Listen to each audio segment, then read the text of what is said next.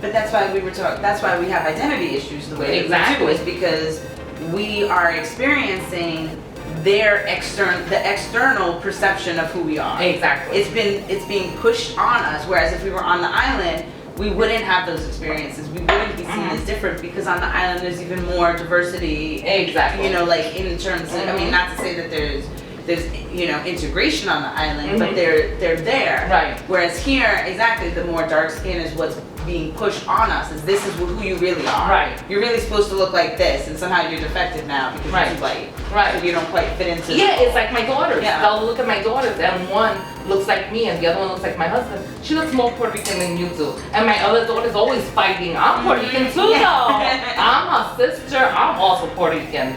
So that's a big issue too, because I see that she's fighting that same battle that I was fighting. Where the other one is like so proud of her color. We taught her and it's funny because when my daughters were born, I remember one of my brother-in-laws saying, we're gonna call her la India or la Trigueñita. And my mother goes, no, you're not gonna call her that.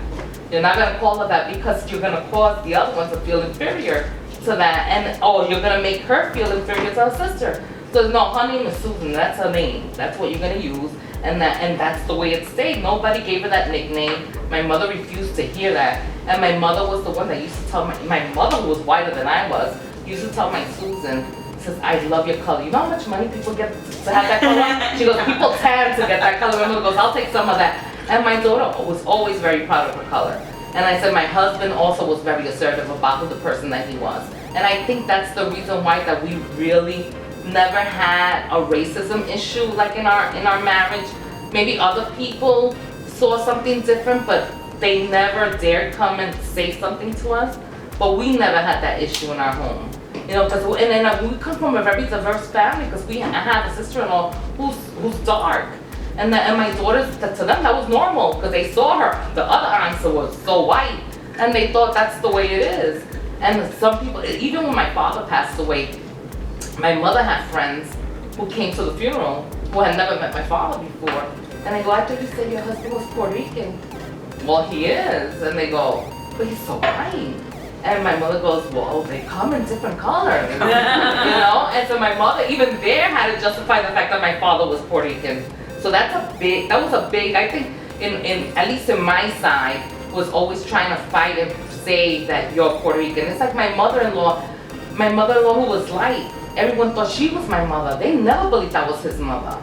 And he always had to prove, no, that's my mother. She gave birth to me. So that's a big issue there too, where you're always trying to prove to people who you are, and just because of the color of your skin. Yeah, and two, like in terms of internal racism, like, so, you know, Derek is white, and he's like very white. He's very fair. He's got, you know, very straight hair, dirty blonde, green eyes.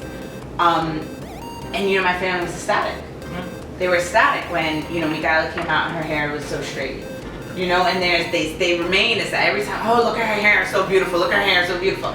You know, and you know, they like dote over it. And you know, Sonora, her hair may be more questionable, more likely to probably be like mine. She has like more waves and stuff like that. Still is baby hair. Right. So, you know, it's hard to tell.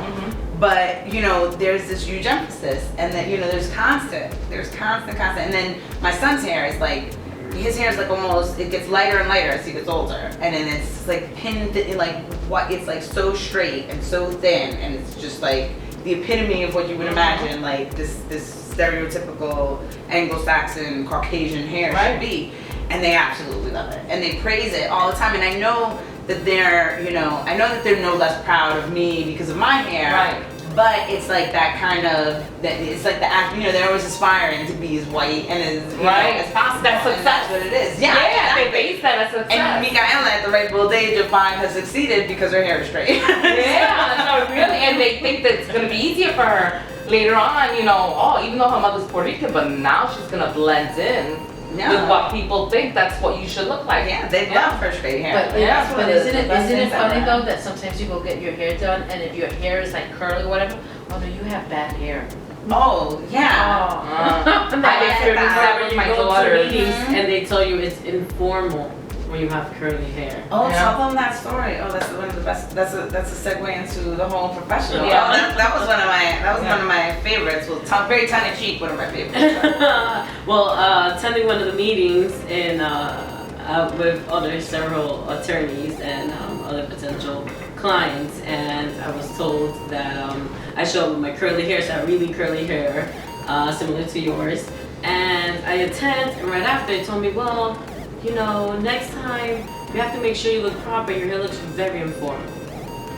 And you know, we're trying to get this client. You cannot come to work that way. Wow. So clearly, informal was just a code word for them to say Too ethnic. Too ethnic. Exactly, Yeah. it was too ethnic, and that was really, and it was just. But it you know, hinders me to feel comfortable with my ethnic hair. So you will see it most of the times, especially when I have to attend big events or anything, that it will be straight. Even for today, you'll see it straight because you don't feel comfortable enough, or that you won't be accepted by people next to you because it's not formal. Right. So for me to look presentable to other people and to come across who am I as an attorney, as an individual, as a successful female, it has to be straight. Right. And then you have to wear, you know, going back to color, you have to wear the right foundation to even look a lighter skin so you can fit in, so people can communicate with you and feel more comfortable with you. And then once you connect with them, they will accept you. Mm-hmm. And you know, we have a friend, a mutual friend. She's, you know, she's Dominican. She's, you know, successful here, but she will constantly get on. Well, she at first she would get on me. Oh, you wore your hair like that? Oh, this big event. You look so beautiful. Well, why didn't you get your hair done? Clearly, she was saying that my hair was like less because it was curly. That I should have gotten it straight. And you know, she's always like over the moon whenever I do get it straight. She's always like over the moon. But you know, I think she's come to just resign herself to the fact that I don't. But she gets on Rosanna all the time about it. So she will say, you know, like if we're going to a big event, she'll say, "Oh, I hope she got her hair done." I get a call right before.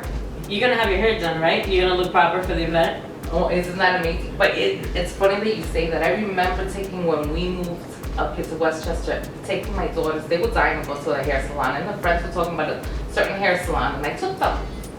And the hairdresser told me, she goes, "Oh no, we don't do that type of hair. It's my girl's hair is very curly and thick, and we don't do that type of hair, and you gotta call ahead of time, because it takes time to do that hair."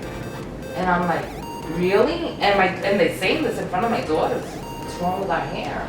And I came out and they go, they don't know how to deal with your hair. That's what it is. It's not straight. That's what she's trying to tell you. It's said in front of the hairdresser. She doesn't know how to deal with your hair. So this is not a place that we're gonna be patronizing. And she even came and she goes, there's a lot of other Dominican hairdressers around here. And I go, really? And my daughters took that to heart, and I go, what's wrong with that? And there's nothing wrong with your hair. It's that she's really not experienced enough how to deal with your hair. That means she's not professional. Because if she was professional, she knows how to deal with your hair. She's not a real hairdresser. So, and the thing is that I ended up taking them to the Dominican place, and they kept like, how come there's so many people here? Because a lot of people don't want to have their hair curly. And they were like, oh, okay, now that's why one of my daughters is very accepting of the fact she'll leave my hair curly. And I'm the one that I feel bad when I go, you should have straightened your hair. And she goes, what's wrong with my hair? And I'm like, wow, I'm doing the same thing to her. But then you feel a little awkward. I remember I had it curly for a couple of weeks, and then recently I just straightened it out. So I attended a separate function, and there were several elected officials, several political people with the hair straight. Do you know how many compliments I received? Oh my God, it finally looks very nice. Oh, you look great. Oh, come to the front. Oh, we nominate you. So I received all these accolades, all these honors, and people wanting me to do things because I straightened out my hair the day before. And I love your hair. I had a couple of weeks with it curly because you helped me out a lot. Yeah. And when I know we were going to an event, and I know you're going, I'm oh, very curly. militant because I'm very militant about But it. when I did it straight, can you imagine? I received other like positions and awards from people that are sitting at the table only for because one fact. Wow, I that's have amazing. the issue, and I'm upfront about it. I love my hair to sometimes to just leave it curly, but lately in the last couple of months, there's all these changes. Even my nieces have said, "Oh no, you need to straighten up your hair."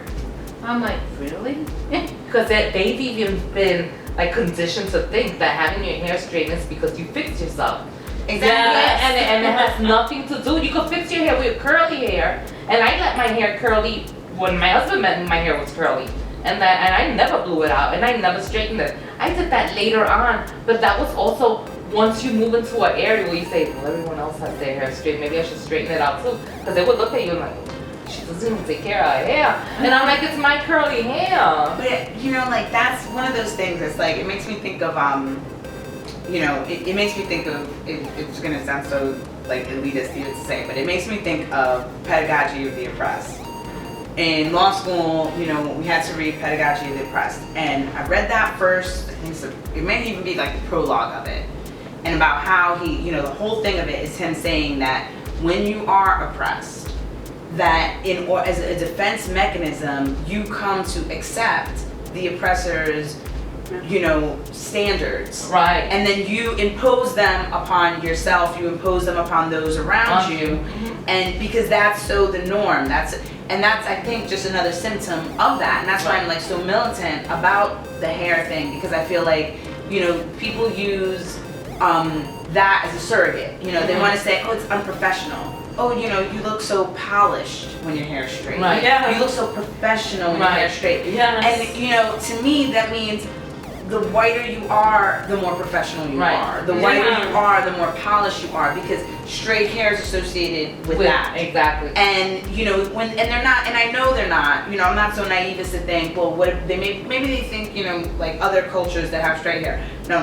They're not talking about other cultures that have straight hair. Right. They're talking about one particular culture that has straight hair, and that's what they're trying to impose on me. Exactly. They're trying to say I need to take on more of those characteristics externally, so that it's clearly visible to them that I am going to toe the line. Right. That I'm going to follow that mold. Right. And so that's why I think, you know, it is an act of rebellion for me to keep my hair curly. And I want, you know, and even though right now the baby's hair, all their hair is straight, I want them, even if it changes, because, you know, my hair changed as I get older. When I was young, it was straight, and then it got curlier and curlier as I got older. I want them to totally accept that throughout, and I want them to also recognize that their intelligence and their worth and all of those things are internally driven. That it's not an external. They don't have to look a certain way, you know, or present themselves to be like someone else to have that value. But it's one of the conversations we were having earlier was the fact that growing up, we had these images of the people in the industry. No, it was Well, no, but it was also the Latinos that were around. We had the Puerto Rican stars or the Spanish stars, and there was a certain way that they made them look portrayed. One, I remember they didn't make her look intelligent because that was her way of getting out there. The other one was all about her body image, and that's what we were supposed to be aspiring to. But yet, that was all external. But I think what we were discussing before was that our parents were saying it's all internal, it's all about the intelligence. And that's where we go. But still, even for all my parents, it's about the intelligence. They were still like, well, can't you just straighten your hair? That's true. That's true.